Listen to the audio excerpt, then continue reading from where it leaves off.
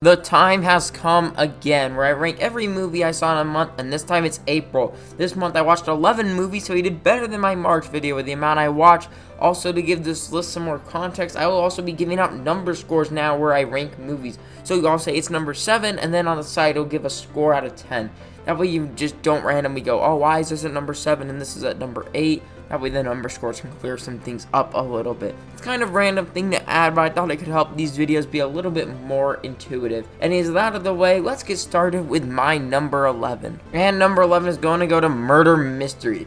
Ugh. What a bad, dumb, not funny movie. I hated this. I watched this with friends and my gosh, this movie killed what's left of my tiny brain cells. I felt dead inside after I watched this movie. This movie should never be mentioned in a history book. It should be erased from Netflix and the internet. Don't watch this. The only reason this movie gets a 1 out of 10 is because I laughed twice. So that's why it gets a 1 out of 10, because it had something I liked. The rest of the movie though, I probably looked like someone just told me a close family member had died. Probably because I was watching Adam Sandler actively take a dump all over his legacy. Let's go to number 10. Number 10 is gonna go to Paul Blart Mall Cop. Another movie that I watched with friends, and this movie hurt me because this is the worst parody of Die Hard I have ever seen. All this movie is fart jokes. Ha ha ha. Fat jokes, oh, and the dumbest story ever. The best part of this movie was me and my friends counting how many times Paul Blart inadvertently accidentally killed someone. It gets a 2 out of 10 because I laughed sometimes. Still though, this movie is absolute doo-doo. Now, let me do everyone a favor and let me recommend a better movie. In Die Hard, T-Rex recommendation time, baby. Do not watch Paul Blart, instead watch this movie. It's parodying with Die Hard.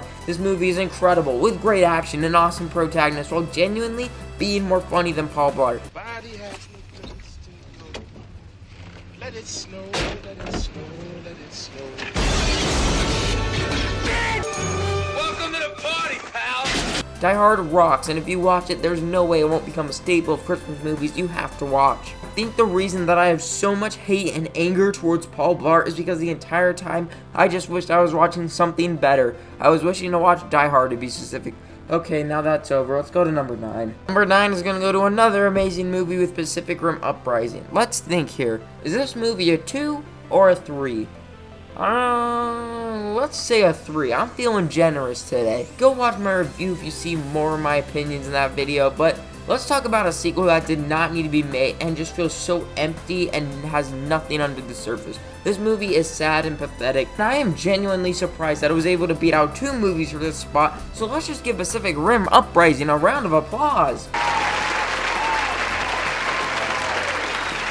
Now, number 8 is going to go to Hellboy, a movie I like. For a lot of these movies, you can just go watch my reviews for my more in-depth analysis on them. But this movie, while good, just isn't as memorable as other superhero movies I've seen. I mean, it's good when you watch it, but there isn't really anything here that stands out. That said, though, it's much better than the movies below it because of actual character development and this just being a fun movie. This is a good movie, but it's kind of a forgettable one. Number 7 is going to go to Batman 1989. This movie is good. If you watch this movie pretending you've never seen a Batman movie before, it's really fun. But the problem here is that there are just way too many better Batman movies. I mean, Tim Burton made a better Batman movie. This one, while not making any big mistakes, I thought didn't really do anything worth extremely praising. I mean, Jack Nicholson is good, Michael Keaton is good, but is there anything great here? So it feels perfect keeping it at number 7. It's really good. It's just not better than the movies above it. Number 6 is going to go to Hellboy 2, a really fun and unique movie. This movie is just so weird and fun, and honestly, I'm just so happy that they really go for it.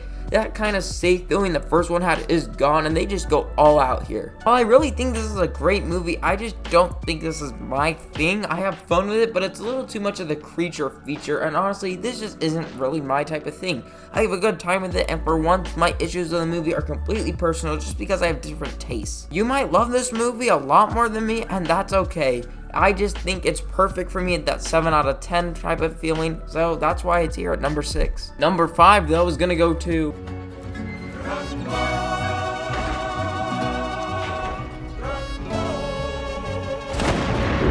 This movie was just so much fun. My friend recommended this to me, and my dumb dino brain thought, oh, this movie's gonna be dumb.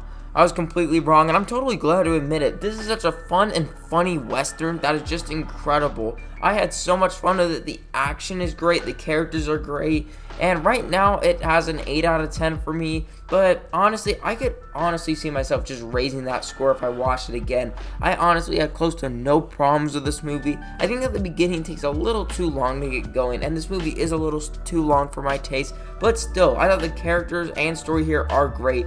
The action is great, and I honestly loved it. An 8 out of 10 feels perfect for Rungo right now.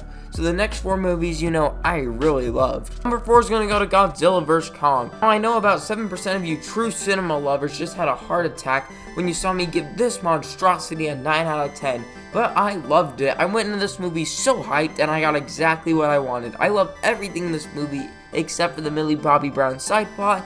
Seriously, everything else I loved in this movie. I mean, usually I say for a movie, oh, I just wish that was a little bit shorter and more concise. But here, I really wish this movie was just a lot longer because that final fight was just so good. And did you see it? It was so amazing. No one who I have talked to has loved this movie as much as I have. Maybe that's because of my enlightened dinosaur brain that I'm able to see this movie as it truly is, which is amazing, and everyone else can't. If I have to go to my grave knowing I'm the only person who truly loved Godzilla vs. Kong, well, that will be my cross to bear. On to number 3. Number 3 is gonna go to Moneyball. This movie rocks. This is about a movie about statistics and using math to get the best sports team possible, and I hate math. It's dumb and makes my lizard brain hurt. So when I say there's something here called cool math, you should believe me on it. This movie is all about taking the amount of money this team has and trying to make the best team ever and just trying to beat the odds and ending in this truly amazing ending, giving us such a great message. It really fits the tone of this movie. I thought the ideas and narrative here in Moneyball were absolutely incredible, and I kind of teared up in this movie.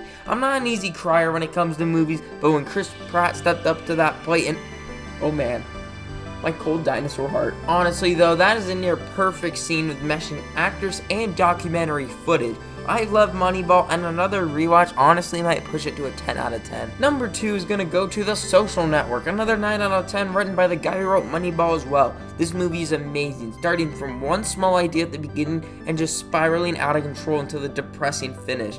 I never thought that a story on how Facebook was made could have so much energy and life in it. Honestly, I was never bored in this movie. It is just incredible as it just keeps going and going, gets darker and darker. I thought it was amazing. Seriously, this movie's on Netflix and Hulu, and you should watch it. It was incredible. I don't want to give it a 10 yet because I want to see how I feel about this movie the more I watch it. I've only seen it once now, but still, The Social Network I thought was absolutely amazing. Number 1 though is gonna go to Back to the Future, getting a 10 out of 10. There are very few movies that I would say that are perfect. Alien, Blade Runner, Jurassic Park, The Dark Knight. These are movies that I have in this prestigious category, and I honestly think that Back to the Future is one of those movies. I love it. I am always entertained. It's one of those movies that keeps escalating. It's always hilarious, and that ending is just so perfect.